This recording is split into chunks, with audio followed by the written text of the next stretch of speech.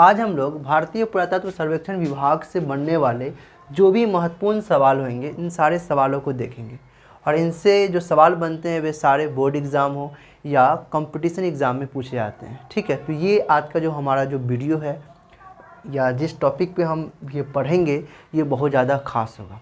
ठीक है, चलिए। तो पहला सवाल पूछा जाता है एग्ज़ाम में, भारतीय पुरातत्व सर्वेक्षण की स्थापना कब हुई? तो बता दीजिएगा 1861 ईस्वी में हुई। ठीक है, देखिए बहुत ज़्यादा इम्पोर्टेंट ये वीडियो है। ठीक है, आप अच्छे से कॉपी पेन लेके बैठ जाइए और अच्छे से नोट कीजिएगा इसको, है ना, क्योंकि यहाँ से बहुत कह सकते हैं सारे एग्ज़ाम में, बोर्ड एग्ज़ाम हो या कॉम्पिटिटिव एग्ज़ाम्स हो, उन सारे एग्ज़ामों में सवाल पूछे जाते हैं। ठीक है, तो सबसे पहला और ख़ास सवाल है कि भारतीय पुरातत्व सर्वेक्षण की स्थापना कब हुई? 1861 ईस्वी में। ठीक है, दूसरा सवाल क्या बन सकता है कि इनके संस्थापक कौन है, किसने इसको स्थापना किया है? तो अलेक्जेंडर कनिंघम ने। ठीक है, तो यहाँ से दो सवाल बन गया कि भारतीय पुरातत्व सर्वेक्षण विभाग के संस्थापक कौन है, किसने स्थापना की? Alexander Cunningham. कब? तो 1861 ईस्वी में। ठीक है, तीसरा सवाल, भारतीय पुरातत्व सर्वेक्षण के प्रथम महानिदेशक कौन थे? तो बता दीजिएगा अलेक्जेंडर कनिंघम, क्योंकि इन्हीं ने तो भारतीय पुरातत्व सर्वेक्षण विभाग की या भारतीय पुरातत्व सर्वेक्षण की स्थापना की है। ठीक है, तो यहाँ से सिंपल सा सवाल बन जाता है कि भारतीय पुरातत्व सर्वेक्षण के महानिदेशक, मतलब इनको देखरेख करने वाले कौन थे? तो अलेक्जेंडर कनिंघम थे। ASI Indian archaeological survey of India, archaeological survey of India के जनरल डायरेक्टर कौन थे? फर्स्ट जनरल डायरेक्टर कौन थे? Alexander Cunningham. ठीक है, चलिए अब अलेक्जेंडर कनिंघम के बारे में थोड़ी सा बात जान लेते हैं, है ना, क्योंकि अलेक्जेंडर कनिंघम के बारे में, है ना, दम डिटेल से पढ़ चुके हैं। कनिंघम युग के नाम से प्लेलिस्ट में होगा। ठीक है, ऐसे शॉर्टली जान लीजिए कि अलेक्जेंडर कनिंघम जो थे वो चीनी यात्री वेनसांग जो हर्षवर्धन के काल में आए थे, तो उनके द्वारा, हेनसांग के द्वारा लिखे गया जो किताब था सीयू की, उन्हीं को वो आधार मानते हुए उस किताब में वेनसांग ने जो भी प्राचीन स्थलों के बारे में अपने पुस्तक, बौद्ध धर्म से संबंधित सारी महत्वपूर्ण बातों को अपने पुस्तक सीयूकी में लिखे थे। तो सीयूकी को ये आधार मानते हुए उनमें वर्णित जो प्राचीन स्थल था, तक्षशिला, नालंदा, सारनाथ, सांची, है ना, कौशाम्बी, श्रावस्ती, उन सारे पूरा स्थलों की खोज की है। किसने? तो अलेक्जेंडर कनिंघम ने। ठीक है, तो यहाँ से भी खास सवाल बन जाएगा कि तक्षशिला नामक पूरा स्थल के खोजकर्ता कौन है? तो आप बता दीजिएगा अलेक्जेंडर कनिंघम। चलिए, नालंदा, सारनाथ, सांची, इन सारे स्थलों की खोजकर्ता कौन है? Alexander Cunningham. अब भारतीय पुरातत्व सर्वेक्षण विभाग के दूसरे महानिदेशक कौन थे? तो जेम्स बर्गेस थे। तो यहाँ से सवाल बन जाता है कि भारतीय पुरातत्व सर्वेक्षण विभाग के दूसरे महानिदेशक कौन है? तो बता दीजिएगा जेम्स बर्गेस। समझ में आ गई होगी कि भारतीय पुरातत्व सर्वेक्षण विभाग के दूसरे महानिदेशक जेम्स बर्गेस थे। ठीक, एक वास्तुकला का स्पेशलिस्ट थे। चलिए, भारतीय पुरातत्व सर्वेक्षण के तीसरे महानिदेशक कौन थे? सर जॉन मार्शल थे। कौन थे? Sir John Marshall. ये भी महानिदेशक के पद पे रहे, तीसरे महानिदेशक के पद पे रहे। इसी के कार्यकाल के दौरान ये 1902 से लेके 1928 तक भारतीय पुरातत्व सर्वेक्षण के महानिदेशक के रूप में रहे और तीसरे महानिदेशक रहे। इसी के कार्यकाल के दौरान हड़प्पा सभ्यता की खोज हुई। हड़प्पा नामक स्थल और मोहनजोदड़ो नामक स्थल के खोजकर्ता, मतलब इन्हीं के कार्यकाल के दौरान हुआ। ऐसे असल में देखा जाए तो हड़प्पा के खोजकर्ता कौन है? हड़प्पा के राय बहादुर दयाराम साहनी और मोहनजोदड़ो के राखलदास बनर्जी। ठीक है, चलिए, लेकिन अब राखलदास बनर्जी हो या राय बहादुर दयाराम साहनी हो, उसको नेतृत्व करने वाले तो कोई ना कोई थे ना। कौन थे? Sir John Marshall. Sir John Marshall के ही अंडर में तो ये लोग काम कर रहे थे। इन्हीं की कहा जा सकता है देख रेख में ना, वही तो महानिदेशक थे। पूरा खर्च उठाना, सारा काम तो किनका रहा होगा? सर जॉन मार्शल का रहा होगा। ठीक है, तो मेनली कहा जा सकता है सर जॉन मार्शल ने हम लोगों को हमारे भारत, अगर सर जॉन मार्शल कह सकते खर्च नहीं देते, पैसा नहीं देते, तो हड़प्पा सभ्यता का खोज नहीं हो पाता। होता देर से होता, वो अलग बात है कि नहीं? लेकिन मेनली रूप से कहा जा सकता है कि क्योंकि इन्हीं ने तो करवाया है, करने वाला भी मेन होता है, करवाने वाला भी मेन होता है। ठीक है, चलिए अब यहाँ से सवाल पूछा जा सकता है कि हड़प्पा नामक स्थल कहाँ है, मोहनजोदड़ो नामक स्थल कहाँ है। इन सारे को हम लोग बहुत ही डीपली से पढ़ चुके हैं, है ना। तो आप लोग क्या कीजिएगा, प्लेलिस्ट चेक जरूर कर लीजिएगा। चलिए, तो भारतीय पुरातत्व सर्वेक्षण विभाग के तीसरे महानिदेशक सर्जन मार्शल थे, जो 1902 से लेकर 1928 तक नियुक्त रहे थे अपने पद पे। ठीक है, चलिए उत्खननकर्ता अगर देखा जाए तो तक्षशिला, नालंदा, सारनाथ, हड़प्पा, मोहनजोदड़ो, वैशाली, राजगिरी, भीटा, इन सारे पुरास्थलों की भी इन्होंने उत्खनन करवाया है। तक्षशिला, नालंदा, सारनाथ, ये सब जो स्थल है, इनके तो खोज किसने किया? अलेक्जेंडर कनिंघम, सीयूकी नामक पुस्तक को आधार मानते हुए, बनाते हुए। हड़प्पा की राय बहादुर दयाराम साहनी। मोहनजोदड़ो की खोज किसने की?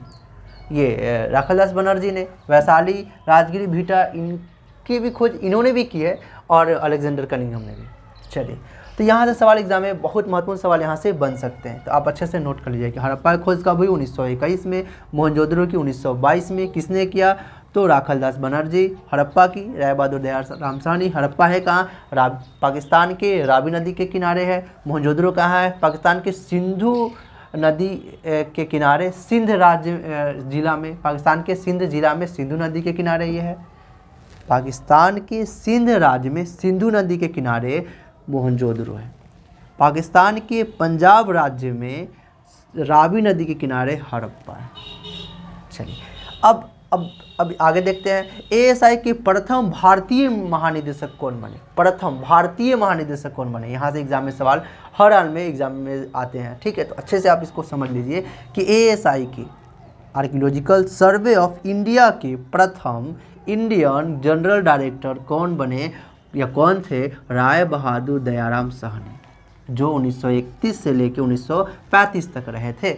और इन्होंने क्या किया? तो हड़प्पा जो पूरा स्थल है, या हड़प्पा एक स्थल है जो हड़प्पाई स्थल है। हड़प्पा पूरे सभ्यता में सबसे कहा जा सकता है सबसे प्रथम दफ़ा जो खोज हुई थी, सबसे फर्स्ट कोई स्थल का जो खोज हुआ था वो स्थल है हड़प्पा। इसी के नाम पे इस पूरे सभ्यता का नाम रखा गया था हड़प्पा सभ्यता, इंडस सिविलाइजेशन या हड़प्पन सिविलाइजेशन, या मेलुआ की सभ्यता, या परस्पर धातु युगीन की सभ्यता, या आद्य ऐतिहासिक सभ्यता, या कांस्य युगीन सभ्यता, सब इसी का नाम है।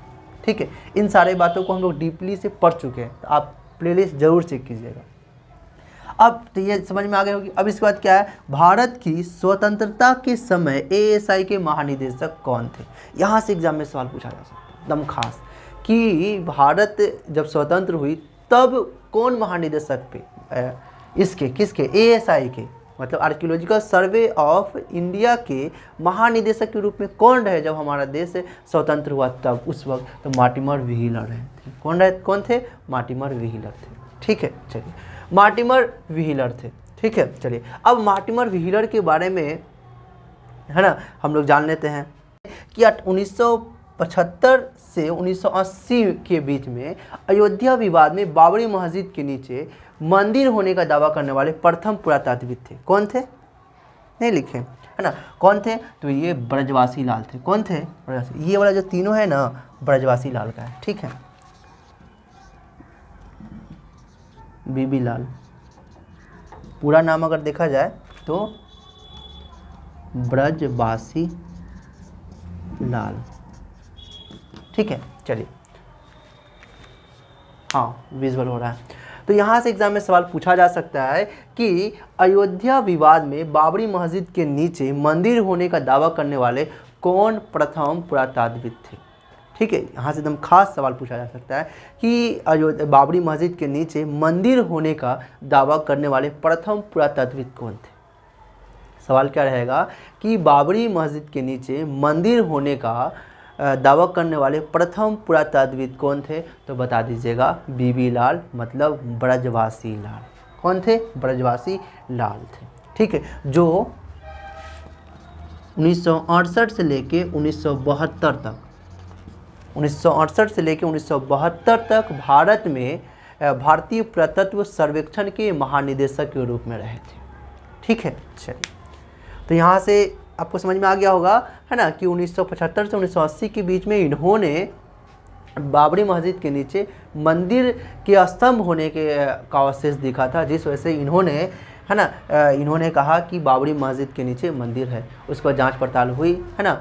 चलिए आरएसएस की एक पत्रिका में भी इन्होंने कहा, फिर उसके बाद देखा जाए इन्होंने, है ना, एक देखा जाए तो पब्लिकेशन पत्रिका में, है ना, एक मैगजीन जारी की जिसमें इन्होंने कहा कि हाँ जो बाबरी मस्जिद है उसके नीचे क्या है, एक स्तंभ है, जो स्तंभ मंदिर का प्रमाण हो सकता है। फिर उसके बाद अच्छे से जांच पड़ताल हुई तो पता चला कि हाँ वहाँ पे मंदिर थी।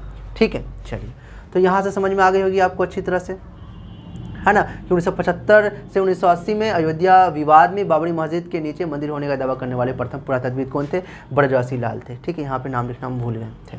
चलिए अब ये तो ब्रजवासी जो लाल थे पीजीडब्ल्यू की भी खोज करता है। पीजीडब्ल्यू मतलब पेंटेड ग्रेव वेयर कल्चर के साइटों की खोज करता भी कौन है, तो ये ब्रजवासी लाल है। ये होता क्या है, तो ये क्या कहा जा सकता है कि एक मिट्टी का बर्तन होता है जिसपे, है ना, त्रिकोणमितीय ज्यामिति आकार का कुछ कुछ उसमें बनाया रहता है, या कहा जा सकता है कि, है ना, मिट्टी के बर्तन पे काले रंग से उस पर जो ज्यामितीय आकार का कुछ कुछ डिज़ाइन बनाया जाता है उसी को पीजीडब्ल्यू कहा जाता है, जो भूरे रंग का होता है। ठीक है, चलिए तो इन पीजीडब्ल्यू का जो साइट है, जैसे कि हस्तिनापुर है, हस्तिनापुर से पीजीडब्ल्यू बहुत ज़्यादा मिले हैं, मतलब मिट्टी के बर्तन मिले जिस पे कुछ कुछ बनाया गया था, सिंपली कहा जाए तो। मथुरा हो गया, अहिच्छत्र हो गया, पानीपत हो गया, रूपनगर हो गया, भगवानपुरा हो गया। यहाँ से सवाल बनते हैं, क्या क्या बनते हैं, हस्तिनापुर किस जिला में, किस राज्य में है, किस जिला में है, मथुरापुर कहाँ है, अहिच्छत्र कहाँ है, पानीपत कहाँ है, रूपनगर कहाँ है, भगवानपुरा कहाँ है। अच्छे से आप इसको देख लीजिएगा। जैसे कि भगवानपुरा जो है हरियाणा में है, हरियाणा के कुरुक्षेत्र भी कहाँ एग्जाम में सवाल पूछ देगा, तो कुरुक्षेत्र क्या हरियाणा में है, और हरियाणा के कुरुक्षेत्र में ही भगवानपुरा है। ठीक है, चलिए हस्तिनापुर भी हरियाणा में है ना। तो यहाँ से एग्जाम में सवाल पूछे जाते हैं कि कहाँ, मथुरा कहाँ है, उत्तर प्रदेश में है ना।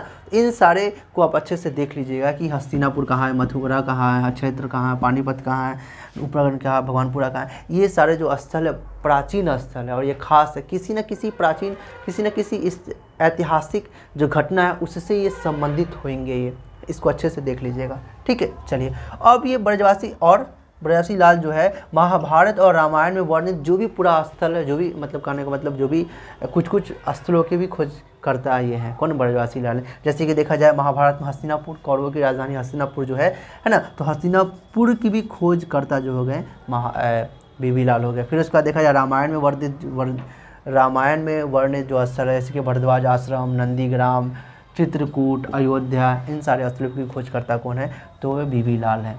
ठीक है, समझ में आ गई होगी। यहाँ से एग्जाम में हर हाल में बहुत सारे सवाल आते हैं। फिर इसका देखा जाए एग्जाम में सवाल पूछा जाएगा कि एएसआई के प्रथम महिला महानिदेशक कौन है, तो देवला मित्रा है। यहाँ से एग्जाम में हर हाल में सवाल आते हैं। क्या सवाल हो सकता है, एएसआई की प्रथम महिला महानिदेशक कौन बनी, भारतीय महिला, भारत की थी। ठीक है, चलिए स्वतंत्रता के बाद की बात है, एग्जाम में सवाल पूछा जा सकता है कि 1968 से 72 तक यही थे, उसके बाद ही की बात है ये। ठीक है, चलिए एग्जाम में सवाल पूछा जा सकता है कि एएसआई की प्रथम महिला महानिदेशक कौन बनी, भारतीय पुरातत्व सर्वेक्षण के प्रथम महिला महानिदेशक देवला मित्रा बनी। कौन थी, देवला मित्रा थी। फिर इसका सवाल बनता है कि बाबरी मस्जिद ध्वस्त नष्ट करते समय एएसआई के महानिदेशक कौन थे, तो एमसी जोशी थे। कौन थे, एमसी जोशी। इसी के बाद इन्होंने अपने पद से महानिदेशक, एएसआई के महानिदेशक के पद को त्याग दिया था।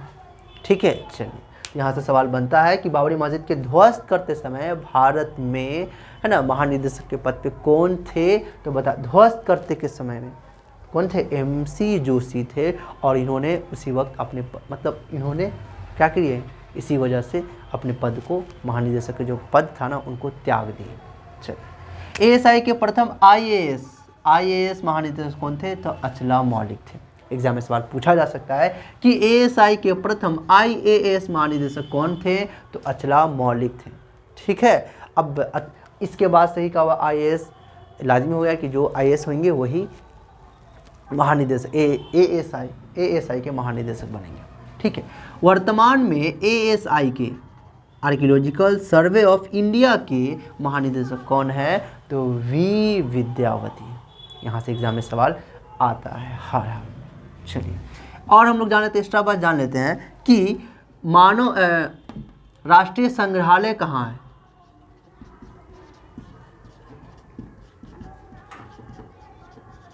तो नई दिल्ली कहाँ है? नई दिल्ली में है। फिर यहाँ से सवाल बनता है कि इंदिरा गांधी, पहले इसका नाम क्या था? राष्ट्रीय मानव संग्रहालय, पर इसका अब नाम कर दिया गया है इंदिरा गांधी राष्ट्रीय मानव संग्रहालय, जो भोपाल में है। और ये भोपाल कहाँ है? तो मध्य प्रदेश की राजधानी है। चलिए, फिर इसके बाद पूछा जाता है एग्जाम में कि भारतीय पुरातत्व सर्वेक्षण के मुख्यालय कहाँ है? भारतीय पुरातत्व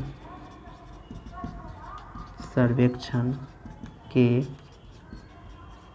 मुख्यालय मतलब हेडक्वार्टर कहाँ है? तो बता दीजिएगा नई दिल्ली। ठीक है, चलिए फिर इसके बाद देखिए भारतीय पुरातत्व, ठीक है, अच्छे से इसको नोट कर लीजिए, बहुत खास है, पूरा बहुत अहम है। ठीक है, भारतीय पुरातत्व सर्वेक्षण के आदर्श वाक्य।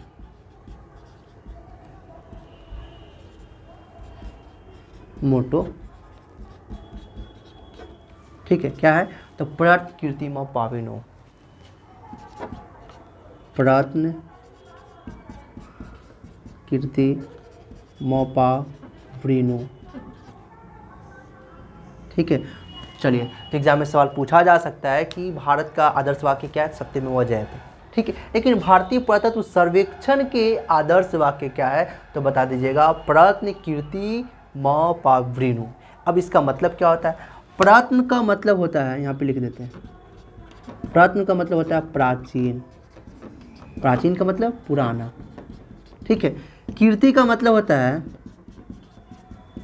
कीर्ति का मतलब श्रेष्ठ, प्रतिष्ठित, खुशी, श्रेष्ठ लिख देते हैं। ठीक है, और पाविनो का मतलब होता है उजागर करना। तो प्राचीन जो श्रेष्ठ वाले या प्रतिष्ठित जो चीज़ है उसको उजागर करना क्या कहलाता है? प्रयत्न कीर्ति पाविनो कहलाता है। मतलब इसका अगर लिखा जाए इंग्लिश में तो let us uncover the glory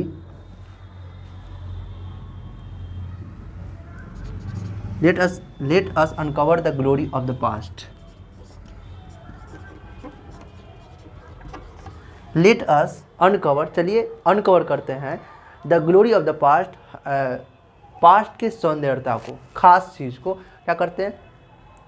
uncover करते हैं, है ना, इसका मतलब हुआ। ठीक है, चलिए, तो यहाँ से एग्जाम में सवाल आते हैं, इसको अच्छे से क्या कर लीजिएगा, आप इसको नोट कर लीजिएगा। ठीक है, इन सारे बातों को अगर आप डीप में पढ़ना चाहते हैं, दम गहराई से पढ़ना चाहते हैं, तो आप प्लेलिस्ट चेक कीजिएगा, क्योंकि इन सारे बातों को दम डीप से बताया गया है। पर अगर देखा जाए डायरेक्टली, अगर फैक्चुअल इन्फॉर्मेशन अगर देखा जाए तो ये आपके लिए बहुत ज़्यादा काफ़ी है। इतने को अगर अच्छे से आप याद कर लेते हैं, ध्यान कर लेते हैं, रिपीट कर लेते हैं, तो आपको एग्ज़ाम में इस टॉपिक से एक भी सवाल नहीं छूटेगा। ठीक है, चलिए, अब और भी बहुत सारी खास बात हैं, है कि नहीं, कि नालंदा विश्वविद्यालय हो गया या तक्षशिला जो हो गया, इन सारे बातों के बारे में। इसके तक्षशिला विश्वविद्यालय जो है पूरी दुनिया का प्रथम विश्वविद्यालय है। ठीक है, और देखा जाए ये विक्रमशिला विश्वविद्यालय जो है और नालंदा विश्वविद्यालय जो है, ये सब क्या, नालंदा विश्वविद्यालय भारत की प्रथम विश्वविद्यालय कहा जा सकता है, मतलब है, नालंदा विश्वविद्यालय भारत की प्रथम विश्वविद्यालय है।